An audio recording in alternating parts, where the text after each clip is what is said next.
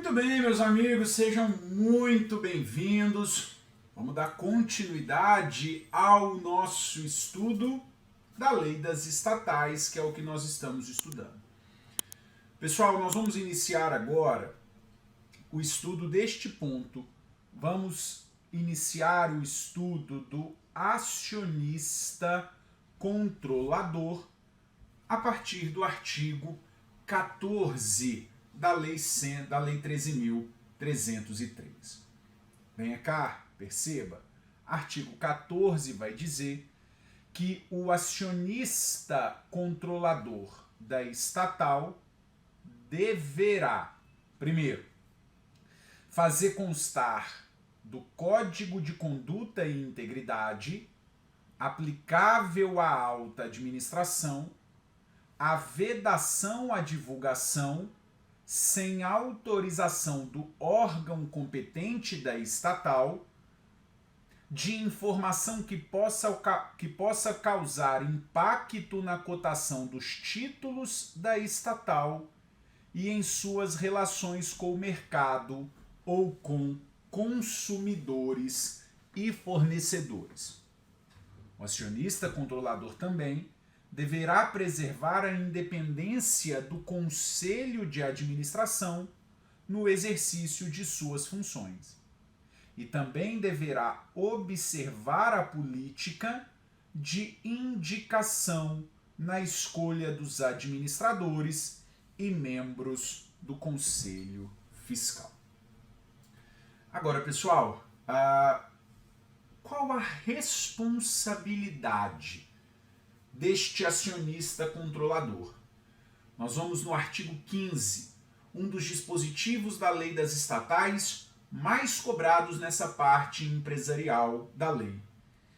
Vai dizer o artigo 15 que o acionista controlador da estatal responderá pelos atos praticados com abuso de poder, lá nos termos da lei de SA. Que a ação de reparação poderá ser proposta pela sociedade, pelo terceiro prejudicado ou pelos demais sócios, independentemente da autorização geral, da autorização da Assembleia Geral de Acionistas. Isso é um ponto importante. Então veja o seguinte: o acionista controlador responde pelos atos praticados com abuso de poder nos termos da lei de SA. Grave isso. Essa ação de reparação pode ser ajuizada por três pessoas: pela própria sociedade, por terceiro prejudicado e pelos demais sócios. E qual que é o prazo prescricional para o ajuizamento dessa ação? O parágrafo 2º vai dizer que prescreve em 6 anos, contados da prática do ato abusivo, essa ação de reparação. Grave este artigo 15 e os seus parágrafos, é um dos que mais aparece em prova. Então, muito bem, estudamos a figura do acionista controlador. Agora, a gente passa a estudar essa figura, a figura do administrador. Quem é administrador de uma empresa estatal? É administrador os membros do Conselho de Administração e os membros da diretoria. Anote aí. São considerados administradores de estatais os membros do Conselho de Administração e os membros da diretoria. De modo, veja, o artigo 17 vai estabelecer que os membros do Conselho de Administração e os indicados para os cargos de diretor, inclusive presidente, diretor-geral e diretor-presidente, serão escolhidos entre cidadãos de reputação ilibada e de notório conhecimento, devendo ser atendidos alternativamente um dos requisitos das alíneas A, B e C do inciso 1 e cumulativamente os requisitos dos incisos 2 e 3. E aí você já percebeu que isso certamente despenca em prova, não é verdade? Membro de conselho de administração, membro de diretoria, vai ter que ter um dos requisitos do inciso 1, um dos requisitos do inciso 1, uma das alíneas do inciso 1 e os requisitos dos incisos 2 e 3. Então, é o que está aqui, ó. Alternativamente, um desses requisitos aqui, a linha A, a linha B e a linha C, e cumulativamente, vamos ver aqui, com os requisitos dos incisos 2 e 3. Muito bem, pessoal. Vamos lá, então vamos ver o seguinte. Quais são os requisitos? Primeiro, tem que ter experiência profissional, de no mínimo. E esses requisitos são alternativos. Tem que ter 10 anos no setor, no mínimo, 10 anos, no setor público ou privado, na área de atuação da estatal ou em área conexa àquela para a qual forem indicados em função de direção superior.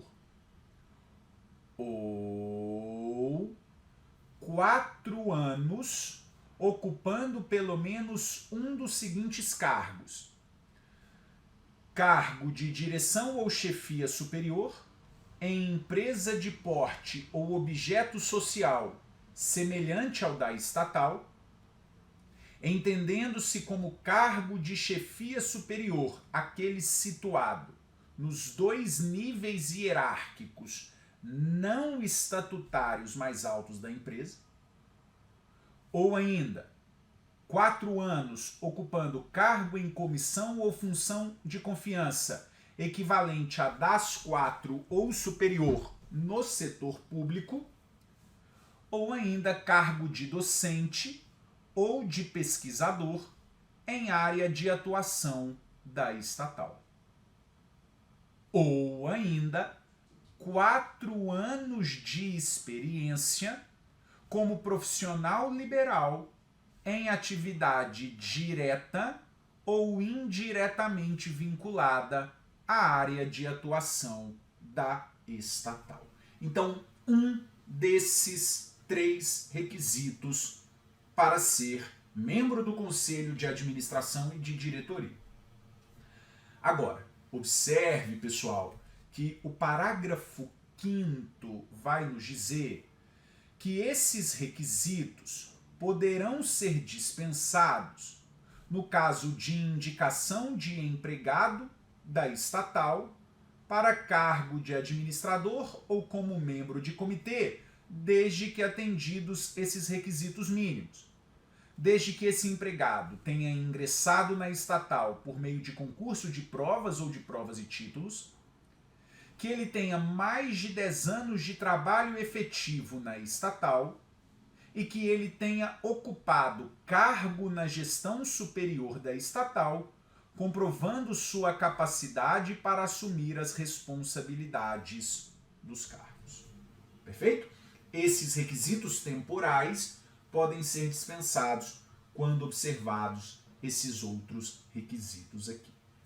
Mas então veja, além desses requisitos temporais, da experiência profissional de no mínimo, nos termos da linha A, da linha B e da linha C, um deles, o sujeito ainda vai ter que ter, veja, formação acadêmica compatível com o cargo para qual foi indicado e não se enquadrar nas hipóteses de inelegibilidade previstas na legislação eleitoral. Isso é extremamente importante, sempre cobrado nas nossas provas. Bom, observe ainda que agora a gente passa no parágrafo 1º. o parágrafo 1º vai dizer que o estatuto da estatal poderá dispor sobre a contratação de seguro de responsabilidade civil pelos administradores. E aí veja ao enunciado 32 do CJF, que vai dizer que é possível a contratação de seguro de responsabilidade civil aos administradores de empresas estatais, a qual não abrangerá a prática de atos fraudulentos de favorecimento pessoal ou práticas dolosas lesivas à companhia e ao mercado de capitais.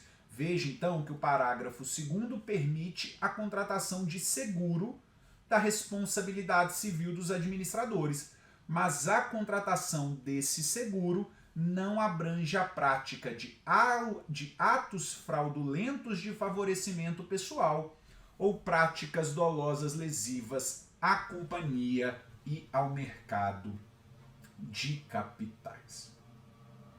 Perfeito? Pois muito bem. Pessoal, a gente agora passa a estudar essa figura.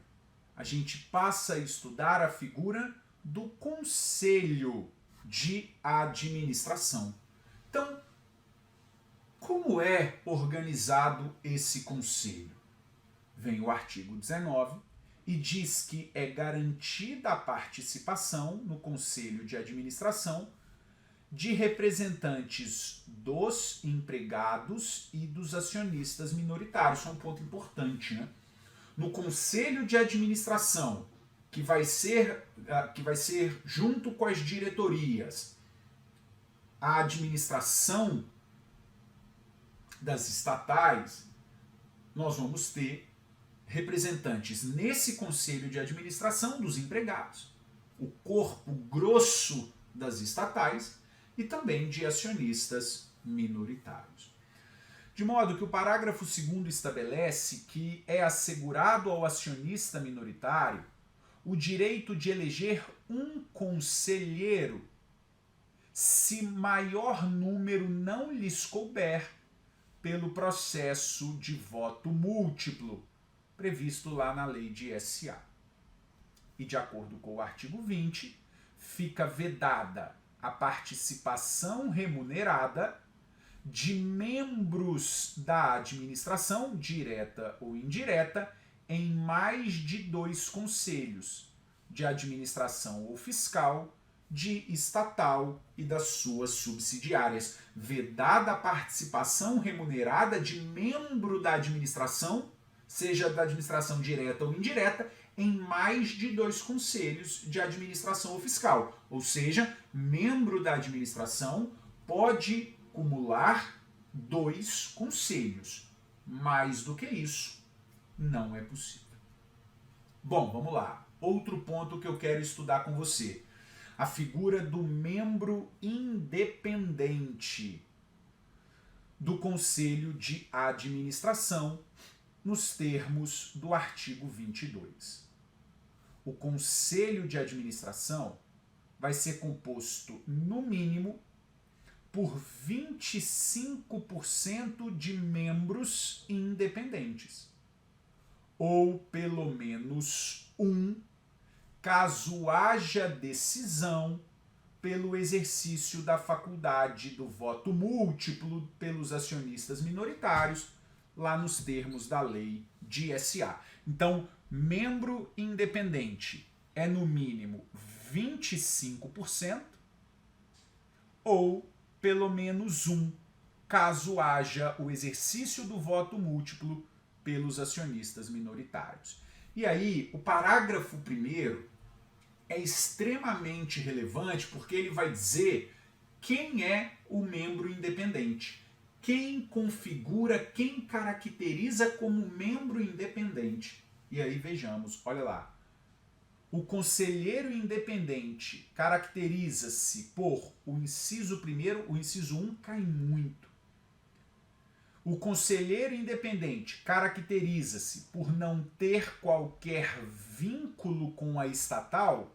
Olha aqui, exceto participação de capital. Então, como é que a prova coloca? Que a participação de capital na estatal afasta a independência do conselheiro. E isso está o quê? Errado. Porque o sujeito não pode ter qualquer vínculo exceto a participação de capital. Ou seja, a participação de capital na estatal não afasta a independência do sujeito e ele poderá ser considerado conselheiro independente. Também, veja, configura conselheiro independente. Não ser cônjuge, parente, consanguíneo ou afim até o 3º grau ou por adoção, de chefe do executivo, ministro de Estado, secretário de Estado ou município ou administrador de estatal. Veja, não ter mantido nos últimos 3 anos vínculo de qualquer natureza com a estatal ou seus controladores que possa vir comprometer a sua independência nos últimos 3 anos. Ainda, não ser ou não ter sido, nos últimos 3 anos, empregado ou diretor de estatal, sociedade controlada, coligada ou subsidiária de estatal, exceto se o vínculo for exclusivamente com instituições públicas de ensino ou pesquisa.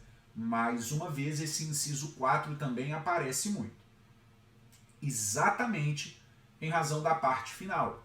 Exatamente em razão, veja aí, do exceto se o vínculo for exclusivamente com instituições públicas de ensino ou pesquisa. Vínculo exclusivo com instituições públicas de ensino ou pesquisa não quebra a independência da estatal, do conselheiro. Perfeito? Não quebra a independência do conselheiro. Também veja, inciso 5, não ser fornecedor ou comprador, direto ou indireto de serviços ou produtos de estatal, de modo a implicar a perda da independência. Não ser funcionário ou administrador de sociedade ou entidade que esteja oferecendo ou demandando serviços ou produtos à estatal, de modo a implicar a perda da independência. E o inciso 7 é outro que aparece muito. Não receber outra remuneração de estatal, além da relativa ao cargo de conselheiro. E aí veja, pessoal, ficando excepcionado os proventos em dinheiro oriundos de participação no capital. Porque veja, se a participação no capital não quebra a independência, o recebimento de proventos em dinheiro oriundos dessa participação de capital também não quebra a independência. Perfeito? Agora, muito cuidado com o artigo 22 nos seus parágrafos 3º e 4º. Coloco aqui para vocês porque eles são ótimos para aparecerem em prova e haver uma mistura nas nossas provas. O parágrafo 3º vai dizer: não serão consideradas para o cômputo das vagas destinadas a membros independentes aquelas ocupadas pelos conselheiros eleitos por empregados. Então, olha só, não são consideradas para o cômputo das vagas destinadas a membros independentes as ocupadas por conselheiros eleitos por empregados. Nós não vimos que conselheiros independentes são pelo menos no mínimo 25%, ou pelo menos 1 quando houver os votos múltiplos dos acionistas minoritários. Não entram no cômputo das vagas dos membros independentes os conselheiros eleitos pelos empregados. Mas veja que serão considerados no cômputo das vagas as ocupadas por conselheiros eleitos, olha aqui pessoal, por acionistas minoritários. Então, muito cuidado com isso. Isso é ótimo para ser confundido em prova. Membro indicado, conselheiro eleito por empregado, não entra no cômputo de membro independente. Conselheiro eleito por acionista minoritário é considerado no cômputo de membro independente. Isso aí é ótimo para cair em prova. Bom, pessoal, vamos finalizar a parte introdutória da lei das estatais para depois nós entrarmos nas normas específicas de licitações e contratos. Vamos estudar a chamada função social da estatal. Porque, pessoal, você tem que observar o seguinte: a existência da estatal, a existência de uma estatal, explorando atividade econômica, prestando serviço público, muitas das vezes é para suprir a falha de empresas privadas. Empresas privadas gerais não vão ter o interesse em praticar determinadas atividades em determinados lugares pela ausência de lucro, pela ausência de um público interessado. As empresas estatais vão ter esse interesse. Afinal, lembre, as empresas estatais vão cumprir um papel diferenciado. Elas, claro, vão buscar atividade lucrativa, mas também vão buscar cumprir uma função social que normalmente empresas privadas não têm o interesse de fazer. Olha para você ver o que vai dispor o artigo 27. A empresa estatal, as empresas estatais, terão a função social de realização do interesse coletivo ou de atendimento a imperativo de segurança nacional expressa no instrumento de autorização legal para a sua criação. Para te dar um exemplo muito claro disso, a gente não vê em determinados locais bancos privados. Quando a gente vê, muitas das vezes, a Caixa Econômica Federal atendendo determinado público. Você já deve ter visto a agência da Caixa Econômica Federal como um barco para atender o público ribeirinho, por exemplo, na região amazônica. Um banco privado não tem o interesse. Agora, como função social de atendimento ao interesse coletivo, a Caixa tem. E ela vai cumprir esse papel. Perfeito? Veja, pessoal, observe o parágrafo 1º, vai nos dizer que a realização do interesse coletivo deverá ser orientada para o alcance do bem-estar econômico e para a alocação socialmente eficiente dos recursos geridos pela estatal, bem como para o seguinte: ampliação economicamente sustentada do acesso de consumidores a produtos e serviços da estatal. Esse exemplo que eu dou da Caixa mata exatamente aqui, encaixa exatamente aqui. Ainda veja, desenvolvimento ou emprego de tecnologia brasileira para produção e oferta de produtos e serviços da estatal, sempre de maneira economicamente justificada. Parágrafo 2º. As estatais deverão adotar práticas de sustentabilidade ambiental e de responsabilidade social corporativa compatíveis com o mercado em que atuam. E ainda as estatais poderão celebrar convênio ou contrato de patrocínio com pessoa física ou jurídica para promoção de atividades culturais, sociais, esportivas, educacionais e de inovação tecnológica, desde que comprovadamente vinculadas ao fortalecimento de sua marca, observando-se no que couber normas relacionadas a licitações e contratos.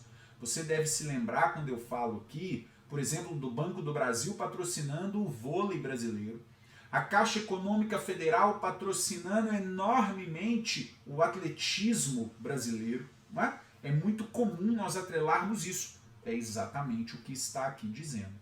Também Banco do Brasil e também a Caixa Econômica Federal patrocinando peças de teatro, filmes, tudo aqui com base nesse parágrafo 3º.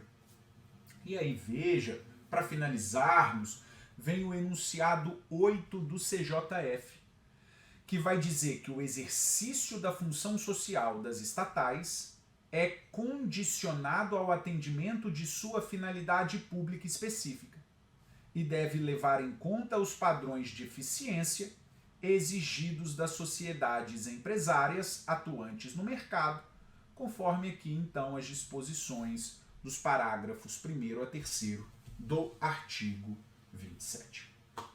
Perfeito? Muito bem. Então, nesse momento, eu encerro com você essa parte geral das empresas estatais e no nosso próximo encontro nós vamos entrar na parte de licitações e contratos. É isso, meus amigos. Um grande abraço.